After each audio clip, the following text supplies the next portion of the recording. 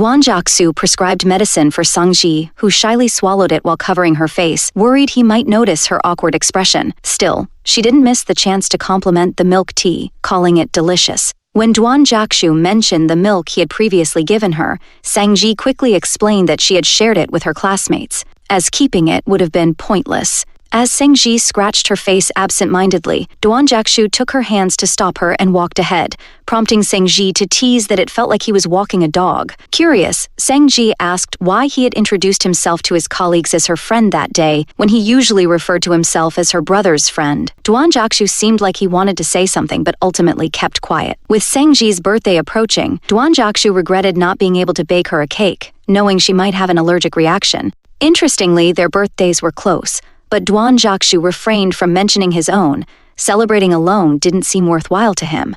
Meanwhile, Sang Ji's roommates speculated about her and Duan Jiaxu's relationship. Wang Wang, one of her roommates, was teased about whether she liked pursuing someone one-sidedly, deepening her contemplation. When Sang Ji returned to the dormitory after her outing, she covered her face but was secretly delighted. The date had gone well. Sang Ji felt there might be mutual feelings between her and Duan Jiaxu, though her friends advised her to keep her feelings hidden and let him do the chasing. On her birthday, Sang Ji dressed up beautifully to meet Duan Jiaxu, but unexpectedly ran into Jiang Ming on the way. Jiang Ming gave her a gift and offered to celebrate her birthday with her. However, when he noticed Duan Jiaxu nearby, he sensibly left. Duan Jiaxu approached and teasingly asked Sang Ji if he resembled the boy she said she liked. Flustered, Sang Ji denied it, insisting she currently had no crush, joking that her previous one was like a central air conditioner, treating everyone around him kindly. Duan Jiaxu chuckled, commenting that she was good at making people sound guilty. While riding the bus, Sang Ji clung to Duan Jiaxu's coat for balance.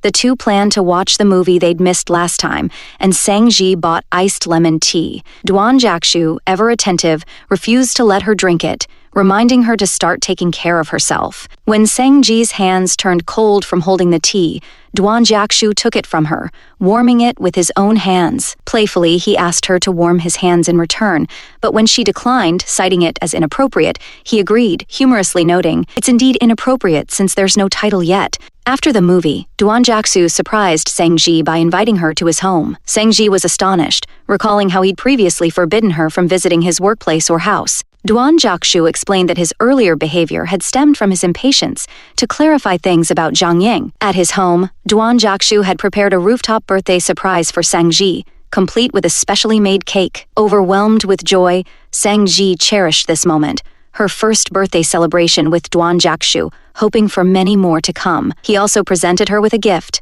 hinting at something to check later. However, Duan Jiaxu's jealousy flared when he noticed Jiang Ming's gift among her belongings. Teasing her about how popular she seemed, he asked what it would take to win her heart. Sang Ji shared her simple criteria for a partner, and Duan Jiaxu seized the moment, asking, "Can I chase you?" Caught off guard, Sang Ji hesitated, unsure if he meant it seriously. Duan Jiaxu's sincerity, however, was unmistakable. He no longer wanted to be just her brother. Eventually, Sang Ji admitted that she would only truly understand her feelings for him if he pursued her. The tension eased, and Duan Jiaxu complimented her appearance, making Sang Ji blush. He offered to let her take the cake back to the dorm and promised to make her one every day if she enjoyed it, to which Sang Ji shyly agreed. Back at the dormitory, her roommates had also prepared a birthday cake, adding to the day's happiness. Sang Ji unpacked the gift from Duan Jiaxu and discovered it was a camera. To her surprise, the camera already contained a selfie of Duan Jiaxu's clavicle. Shocked and amused, Sang Ji called him shameless. Duan Jiaxu even messaged her, asking if she liked the photo. When Sang Ji teased that the image wasn't clear, Duan Jiaxu cheekily offered to send a high-resolution version if she agreed. Sang Ji labeled him a scheming old man. That night, after saying goodnight, Sang Ji changed Duan Jiaxu's contact name from Brother No to Suitor. Later, Sang Yan sent Sang Ji a red envelope for her birthday, but their conversation took a turn when Sang Ji hinted she might be entering a relationship with someone older. Alarmed, Sang Yan immediately called, urging her to focus on her studies and warning her against dating. Sang Ji's roommate, Ning Wei, advised her to think carefully about when to accept Duan Jiaxu's pursuit and reminded her to prioritize her safety. Despite her feelings, Sang Ji worried Duan Jiaxu might be acting on a whim. Ning Wei suggested she test his sincerity. When Sang Ji wore the bracelet Duan Jiaxu had given her, it didn't take long for him to text, asking if she was free the next day. Before Sangji could reply, Ningwei intercepted, sending a no on her behalf. Confused but undeterred, Duan Jiaxu asked about the following day. Sangji responded again that she might not be free. Determined to prove himself, Duan Jiaxu consulted his colleagues for advice, realizing Sangji wanted to see his persistence. On Thursday night, after much deliberation, Sangji finally agreed to meet him. On Thursday, Sangji dressed up beautifully, excited to meet Duan Jiaxu. However, he called, apologizing that he couldn't make it due to work issues. Sangji brushed it off, but her disappointment grew when he canceled their second planned dinner, again citing work. After several similar instances, Sangji's patience began to wear thin. Her roommates complained about the situation, but Sangji remained composed.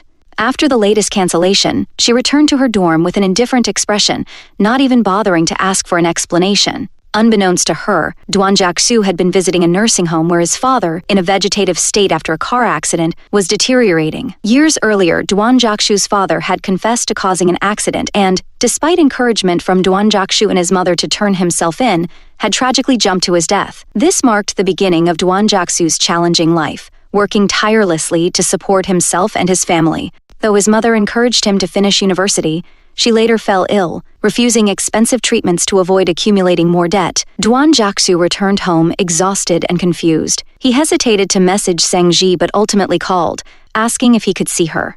When Sangji's roommate overheard, she encouraged her to meet him. Though Sangji was upset about Duan Jiaxu's repeated cancellations, she set aside her frustration, understanding the pressures of his work. When they met, Sangji bought marshmallows from a nearby stall and told Duan Jiaxu that eating sweets could help lift his spirits. This gesture caught Duan Jiaxu off guard, making him smile for the first time in a while. He teased that Sangji's kindness signaled her commitment to him, as no one would make marshmallows for an ordinary friend. Embarrassed, Sangji told him to research how to pursue a girl properly. Laughing, Duan Jiaxu admitted his mistakes and vowed to start seriously chasing her. On the weekend, Sangji attended a sharing session, and Duan Jiaxu joined her there, determined to support her in every way. Sangji was lying on the table when Duan Jiaxu leaned in and playfully poked her cheek. Although she hadn't been sleeping, she quickly sat up, her ears turning red, and accused him of teasing her. Duan Jiaxu grinned and innocently asked what she had been doing just now. Flustered, Sangji suddenly turned her head and kissed him on the cheek. She hastily added that it didn't mean she had any romantic thoughts about him, and it certainly didn't mean she agreed to anything. Her words faltered as Duan Jiaxu smiled mischievously, almost convincing her with his charm. Annoyed, she tried to kick him out, but he stayed, keeping a straight face despite his amusement.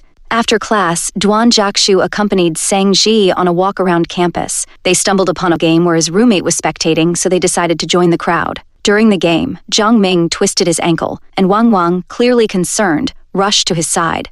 When Zhang Ming had to leave the field, Duan Jiaxu was asked to step in as a substitute. Much to everyone's surprise, Duan Jiaxu displayed exceptional skill, quickly becoming the center of attention and catching the admiration of many onlookers. Meanwhile, Sangji found herself unsure about her plans for the upcoming holidays. Torn between traveling and gaining internship experience, she messaged her brother, Sang Yan, expressing her desire to stay in the city during summer vacation. She asked him to convince their mother on her behalf and even offered to advocate for him the next time their family pressured him about marriage.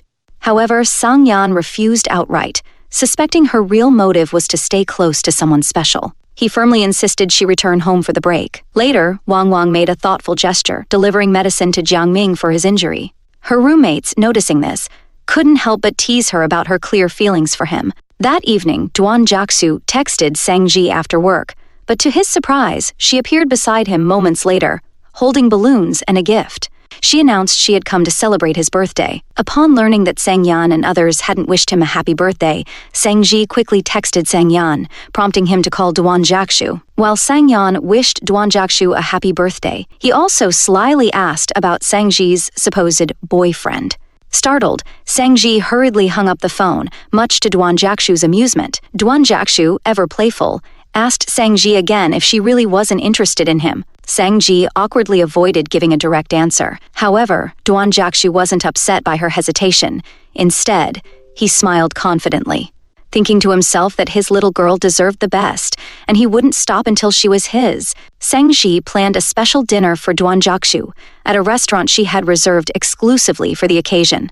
Without revealing her plans, she sent him away temporarily and rushed to the kitchen to prepare longevity noodles. Though she was flustered and disorganized, she was determined to make the meal herself. When Duan Jiaxu tried to peek into the kitchen, she promptly shooed him away. When the noodles were finally served, Sang Ji bashfully admitted she only wanted Duan Jiaxu to take pictures of them, fearing they weren't good enough to eat. Yet Duan Jiaxu insisted on tasting them and ate with great enthusiasm, much to her delight. Closing his eyes, he made a birthday wish. Sang Ji, knowing his wish, smiled and reassured him it would come true, because she had already agreed to his unspoken desire. She added that she hoped to celebrate many more birthdays with him in the future. Overwhelmed, Duan Jiaxu stood and kissed Sang Ji, a tentative, gentle kiss that marked a new chapter in their relationship. For Sang Ji, the day was unforgettable, not only because it was Duan Jiaxu's birthday, but also because it marked the start of their life as a couple. Later, Duan Jiaxu opened up about his past, explaining his family's struggles. He shared how his father had been in a vegetative state following an accident, and how his mother had passed away after a long illness. Despite the hardships, he had paid off all debts and tried to move forward. Sang Ji listened with a heavy heart, her worry for him growing. That's it for today's recap. Let us know your thoughts in the comments below. If you enjoyed this breakdown, don't forget to give it a thumbs up, share it with your friends, and hit that subscribe button to stay updated on all the latest recaps. Thanks for watching, and we'll see you in the next one.